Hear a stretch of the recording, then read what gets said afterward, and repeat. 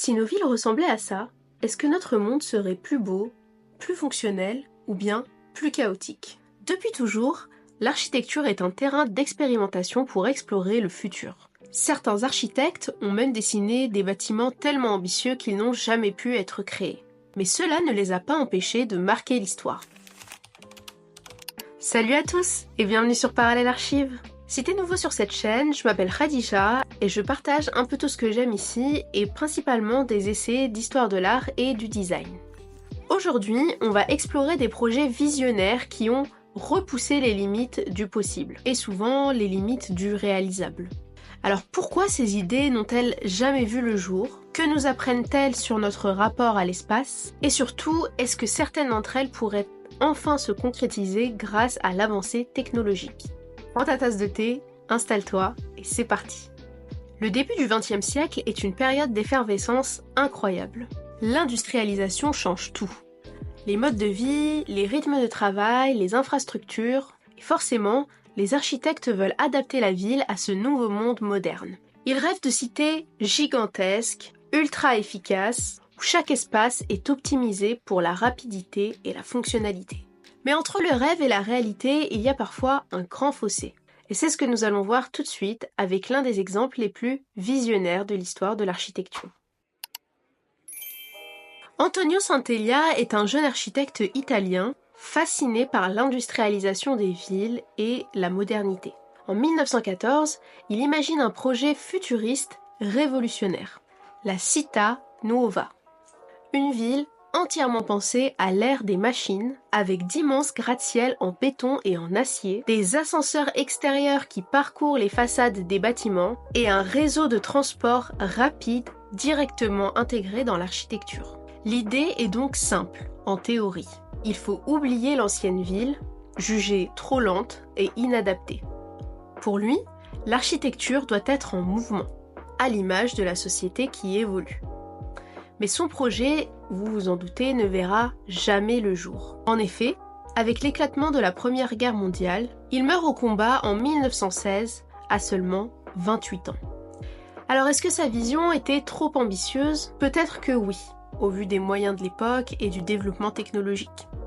Néanmoins, son travail a tout de même influencé grandement les architectes contemporains. C'est notamment le cas de Dame Zaha Hadid avec ses projets aux formes dynamiques, mais également à plus grande échelle les projets de métropole verticale que l'on retrouve aujourd'hui un peu partout dans le monde. Mais l'architecture n'est pas seulement une question de design, c'est aussi parfois un outil politique, un moyen d'imposer une vision du monde dans l'espace public. Certains projets architecturaux ont été conçus pour incarner un idéal. Qu'il soit révolutionnaire, utopique ou totalement personnel. Deux projets en particulier illustrent très bien cette idée. Le premier, construit par un homme seul, inspiré par ses rêves. Et le second, un projet monumental, voué à représenter l'avenir du socialisme soviétique. Imaginez un facteur qui, durant 33 ans, collecte des pierres durant sa tournée pour bâtir, à lui seul, un palais totalement fou. C'est exactement ce qu'a fait Ferdinand Cheval, un autodidacte complet, qui a créé une œuvre unique en son genre, mélangeant des inspirations venues du monde entier. La construction de son palais idéal a débuté en 1879. C'est un monument de la persévérance et de l'imaginaire. Contrairement à certains projets dont on va parler aujourd'hui, celui-ci existe bel et bien. Il existe car il ne dépendait pas du tout de financement ou de technologie avancée. C'était avant tout une œuvre d'art personnelle qui échappait donc à toutes les contraintes de l'urbanisme. Aujourd'hui, il est reconnu comme un chef-d'œuvre de l'architecture naïve et a inspiré nombre de générations d'artistes et d'architectes. À l'opposé du rêve individuel de Ferdinand Cheval, on trouve ici un projet entièrement porté par une idéologie politique. La tour Tatlin. Imaginée en 1920 par l'architecte Vladimir Tatlin, cette tour colossale devait représenter la révolution russe. Une spirale en acier de plus de 400 mètres, plus haute que la tour Eiffel, où chaque section aurait tourné sur elle-même à différents rythmes. Cette tour était vouée à accueillir le siège de la Troisième Internationale, l'organisation mondiale du Parti communiste fondée en 1919. Mais il y avait un problème majeur, vous vous en doutez bien, le projet était techniquement irréalisable. Trop grand, trop complexe, il ne verra jamais le jour. Pourtant, son esthétique avant-gardiste a marqué l'histoire et inspiré de nombreux architectes, et notamment ceux qui travaillent aujourd'hui sur des tours en spirale comme celle du Bjarke-Ingels Group. Dans les années 60 et 70, tout semble possible. L'homme marche sur la Lune, les avancées technologiques explosent, et l'architecture se nourrit de cette frénésie d'innovation. Certains architectes commencent même à imaginer des villes radicalement différentes, inspirées notamment par la science-fiction et la pop culture. Deux projets emblématiques de cette époque illustrent parfaitement cette tendance. L'une est une ville mobile capable de se déplacer, l'autre une utopie ultra fonctionnelle qui influencera durablement l'urbanisme moderne.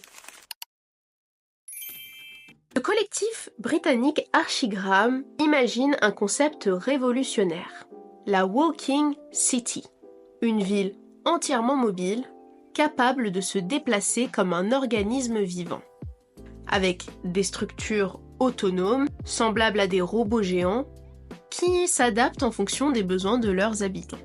C'était une vision radicale et ultra futuriste pour l'époque et bien évidemment beaucoup trop utopique pour être concrétisée. Pourtant, aujourd'hui, cette idée trouve écho dans les réflexions sur les villes modulables et adaptatives où l'architecture s'adapte aux évolutions de la société. À la même époque, l'architecte français Le Corbusier imagine une ville totalement fonctionnelle et optimisée pour l'homme moderne. Il l'intitule « La ville radieuse ». Il y dessine un urbanisme organisé, au millimètre, où tout est pensé pour l'efficacité. Certaines de ses idées seront mises en œuvre, mais son modèle, trop rigide et trop impersonnel, sera vivement critiqué. Son héritage, en revanche, est indéniable. On retrouve son influence dans des villes telles que Brasilia ou Chandigarh. La frontière entre l'utopie et la réalité s'amincit de jour en jour. Autrefois, les méga-projets comme ceux qu'on a vus au début de cette vidéo étaient des rêves impossibles. Mais aujourd'hui, avec les avancées technologiques, certaines de ces visions se rapprochent de plus en plus de la réalité. Les méga-projets d'aujourd'hui, comme des cités flottantes ou souterraines, ne sont donc plus des concepts farfelus. Ils sont devenus des réponses potentielles aux défis mondiaux comme la surpopulation, le changement climatique et l'épuisement des ressources terrestres. Ces projets posent une question cruciale. Est-ce que ces utopies sont la seule solution pour notre avenir ou peuvent-elles simplement inspirer des solutions plus pragmatiques ? Prenons le projet Oceanic City par exemple. Une ville flottante, conçue pour flotter sur les océans, capable de résister à la montée des eaux due au changement climatique. Ce projet, soutenu par les Nations Unies et conçu par l'architecte Bjarke-Ingels, pourrait offrir une réponse aux problèmes liés à l'urbanisation sur Terre. Il s'agit d'une ville autosuffisante, où l'énergie serait produite à partir de sources renouvelables et où les habitants vivraient en harmonie avec leur environnement. Puis, il y a le projet de la Earth Scraper à Mexico. Ici, un projet de cité souterraine qui s'enfonce dans la terre pour créer une ville verticale sous la surface, ce qui permettrait de libérer de l'espace. Ce projet vise à lutter contre la surpopulation et la pollution en créant une ville totalement autonome. Une ville en parfaite symbiose avec son environnement. La question qui se pose est la suivante. Ces projets sont-ils vraiment possibles ou ne sont-ils que des projets ultra-futuristes que la technologie ne permet pas encore de réaliser ? Alors pourquoi, malgré ces incertitudes, ces projets continuent de nous fasciner autant ? Ce qui est fascinant avec ces projets, c'est qu'ils floutent la ligne entre ce qui relève du rêve et de la réalité. Ces idées ne sont pas seulement des visions de l'avenir. Elles sont des expérimentations sur ce que l'architecture peut devenir. Ce sont des projections d'un monde où l'urbanisme pourrait non seulement répondre aux besoins humains, mais aussi aux crises environnementales et sociétales. Même si ces projets ne sont pas encore réalisés, ils ont déjà eu une influence majeure sur l'architecture contemporaine. Des concepts comme la ville modulaire, l'autosuffisance énergétique et les matériaux innovants sont des sujets courants dans la conception de nouvelles villes et de bâtiments. La modularité, par exemple, devient de plus en plus courante dans l'architecture des bâtiments durables. Ces projets nous rappellent donc une chose. Qu'ils aient été réalisables ou non à leur époque, ils influencent durablement la manière dont on pense nos villes d'aujourd'hui et de demain.